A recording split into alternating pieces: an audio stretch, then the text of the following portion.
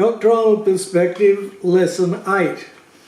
We're talking about marriage. You remember, last lesson we looked at the institution of marriage and saw that God was the one who put it in place. We looked at the Jewish system and the role of the bride in the Jewish system and got a bit of a handle on that, how it was back in the time of Christ, how it worked, this betrothal system. This lesson we are going to look back at the Jewish marriage system as it relates to the bridegroom. But we'll just look at this systematically. We'll go through what they used to do, the way it used to work. Let's understand too that the Jewish people are a romantic people. Now, I don't know whether we have an understanding of what romance is, but under the Jewish system, they were romantic. They liked to make things to be as romantic as they could, and for there to be a certain mystery to it all, and something to be sought after. And so under the Jewish system, once the groom had left to prepare the bridal chamber, the bride, as she now legally was after they'd been betrothed, waited for the groom to come back. He usually took about a year to prepare the bridal chamber, and the bride generally didn't see him in this time, although sometimes she could. If they lived in the same area, she could see him. Of course, he would never see her face because she would have a veil on whenever she was out. But usually she wouldn't see him, and certainly she wouldn't see him to talk to him, although possibly sometimes they would be a bit snaky and they would talk to each other. Right, but that was all part of the romance of it. We'll deal with the bride's waiting in a separate lecture. This time, however, was one of excitement and anticipation and hope. And this hope was not an uncertainty. It wasn't something that she just hoped for. It was a thing in her heart, a hope of his coming, because she knew it was a sure thing. There was no uncertainty at all. It was a positive assurance that never wavers. And why was she so sure that he would come for her? Well, the hope was based on the bride price which had been paid. And to the Jews, this was a very, very important thing. Having paid the bride price, that was her surety. She was absolutely positive he would come. And she needed to have this assurance because often he stayed a fair while before he came. And so this time of waiting was full of activity. And so it is with us and Christ. He's our bridegroom, and he has gone to prepare a place for us and will one day return to take us to himself. And this is the blessed hope of the church, the rapture of the church, when he comes to snatch us away out of the world to be his wife. We await his coming with excitement and anticipation and full assurance of his return. What bride price did he pay? He paid the ultimate price. He gave his all for us, his life. Will he return for us? Of course he will. Having paid that sort of a bride price, we can have absolute assurance that he will come for us at the right time when he's ready. And as we will see in the next lecture, this time for us should be full of activity. We should not be wasting our lives. Every day that the Lord allows us to stay on this earth, we should be doing something for him. We should be conforming to his image. Now, under the Jewish system, after the betrothal, the groom went home and prepared the bridal chamber and made all the preparations for married life. When will he come back for his bride? Well, she doesn't know. And that's the first thing we need to get clear. She doesn't know. Her parents don't know. Her bridesmaids don't know. Nobody knows that can tell her or give her a hint, except that she does know that it probably won't be in a week's time. She knows that it probably won't be in a month's time. She knows that she needs to have time to prepare, and she knows that the father of the groom knows that she needs time to prepare herself. And so it was usually about a year. It didn't have to be a full year, but as the time went on, she got more and more excited because it was definitely getting closer. But she doesn't know when he will come. And then it could be in the morning, it could be in the middle of the day, it could be in the evening, it could be at midnight. Often was at midnight. It could be 3 o'clock in the morning.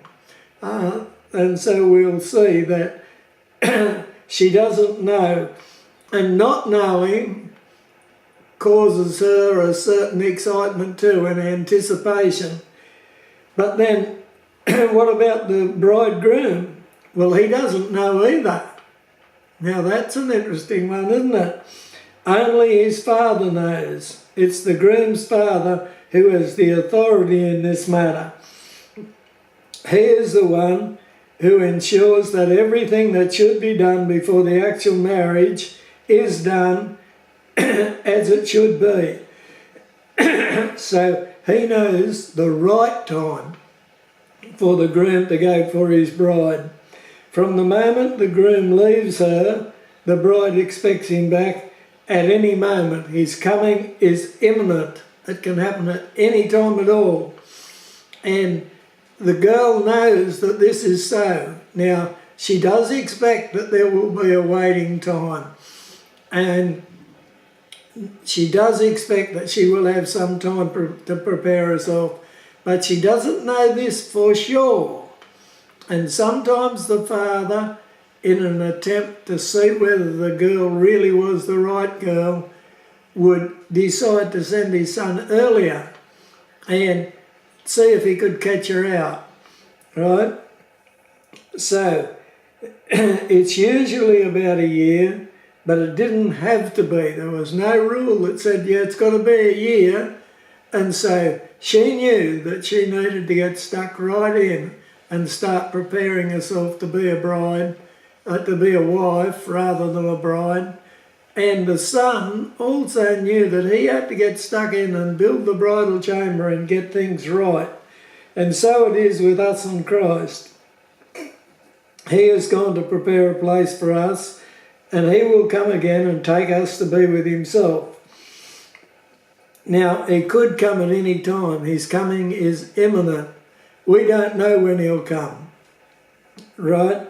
When will he come? Well, we don't know, but a lot of time has passed since he said he would come, since he came to earth and betrayed the church to himself.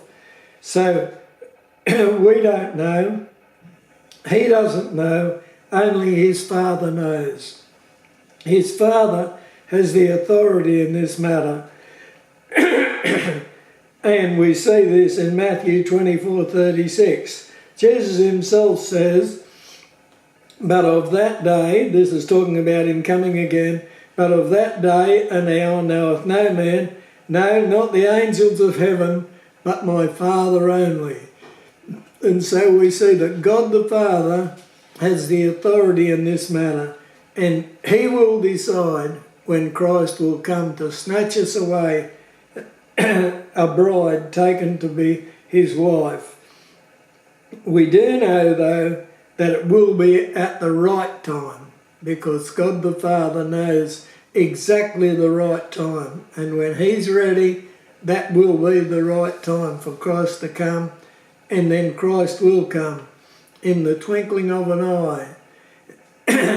Under the Jewish system, the time the groom took to come back for his bride was of considerable importance.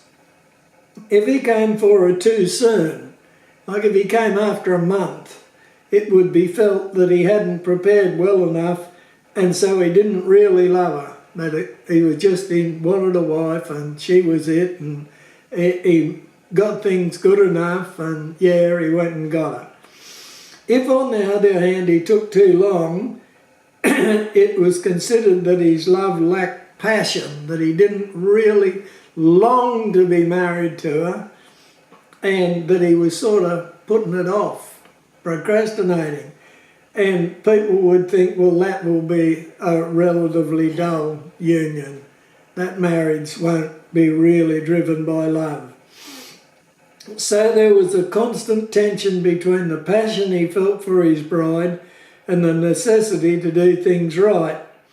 And for the bride and the bridegroom, this was a thing. People would look at them both and they would say, is she expecting him to just come early? In other words, is this just an arranged marriage that is just going to be an arranged marriage? Or is he trying to put it off? And so people would look at this very carefully. The whole family situation would look at it and say, yes, let's see what we think about this marriage that's coming. The bride, as time went on, saw the delay in the groom's coming, not as a sign that he did not love her, but as proof that he really did love her, that he was trying to do his very best to make things the best they could be. And so it is with us in Christ. The fact that he has been a long time coming is proof of how great his love is. It's not that he delays his coming because he doesn't want us. He delays his coming because he wants us so much. And so under the Jewish system, the father finally gave the son permission to get his bride. Now it needs to be noted here that there was a certain friendly rivalry between the father, who loved the bride, and he actually wanted her to win. For her to win was better for everyone, right? But there was this friendly rivalry between the father and the bride. It was a matter of prestige, and it meant a great deal under the Jewish marriage system for the bride. If the father could catch her by surprise and not really ready to go with the groom at the critical moment, it was one up to him, but it was also one down to her. If, on the other hand, the bride was completely ready and able to be composed and fully in control, it brought her into the father's house with great prestige and honour. And that's what both of them really wanted, for her to get the best start. Remember, she comes out of her family situation into the father's family situation. And so she is the outsider, in fact.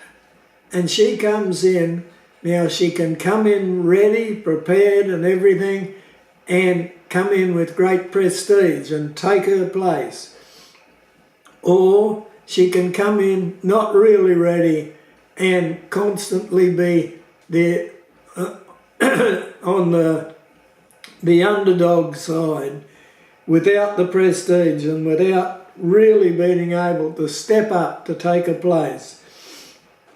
And so the father tried to pick a time when he might just catch the bride out, maybe at midnight or in the early hours of the morning. The bride, on the other hand, sought to be in a constant state of composed readiness. And as the time went on, and she more and more got a handle on what was required for the future as a wife of this particular bloke, she would be more composed as she prepared herself, and she looked at herself and said, yes, I'm getting there. And instead of being all flustered and in a panic, she would be more settled and she would be more ready to be there. And more composed. And so it is with us in Christ. What a blessing it will be if Christ finds us in a state of composed readiness when he comes. When Christ comes and snatches us away, will we be ready? Will we be ready when the bridegroom comes? It's a question we do very well to ask ourselves. Under the Jewish system, the groom, when he went to get his bride, took his friends with him. He didn't go on his own. We'll say it's midnight and his father says to him, "Right, boy, now's the time. Go and get this bride of yours." Well, under the Jewish system, when he went, he took his friends with him. They were all men, and they were called groomsmen because they were the men who went with the groom. And they were generally not married. Now, this was part of the Jewish system to introduce eligible boys to eligible girls in a situation that was supervised and chaperoned so that they could all get to meet each other. And so under the Jewish system, he could have 3 or 4 groomsmen, or he might have a dozen. And they would know that when they went and they got this girl to take back to be married, that she would have with her bridesmaids. And so everyone wanted to be a groomsman because they could get to meet all the bridesmaids. And so the groomsmen always included the best friend of the groom, and he was the equivalent of when we have a wedding, we have what we call a best man. This is why we have it, because it comes out of this same system. And this is why we have groomsmen. It comes out of this same system. And so there was the best man, and of course there was the groom, and then there was the groomsmen, and they all went along in a group. Very quietly they went. Now the bride waited, and with her were her friends. Now they would be bridesmaids, that's what they were called, and they were there to support her and all that, but they were also unmarried girls who were eligible to be spoken for, and so they got their opportunity to meet the groomsmen. And so it was part of the Jewish system to allow them to meet each other and to meet a wide-ranging group of people who were eligible for each other to be able to see what was there and to get to know each other and to see whether any of them might fit together too. And so the groom and his friends went very quietly towards the bride's house until they were very close. Now, most of them lived in villages, and so the groom would be in one village and the bride would be in another village, and so the groom and his groomsmen would all very quietly go until they got to the outskirts of the village. And in a bigger one, they would go till they were a block away or so. And when they got to the critical place, all the men would give a big shout, and one of them would give a mighty blast on a trumpet, and they would all run as hard as they could to the bride's house. And they would rush into the house, and they would abduct the bride. They would snatch her away. And all her bridesmaids as well, and they would be gone in a fleeting moment of time. These men would just suddenly rush into the house, they would grab all these girls and they would run out, and the parents of the bride would turn their faces away for a brief moment as the bride was stolen away.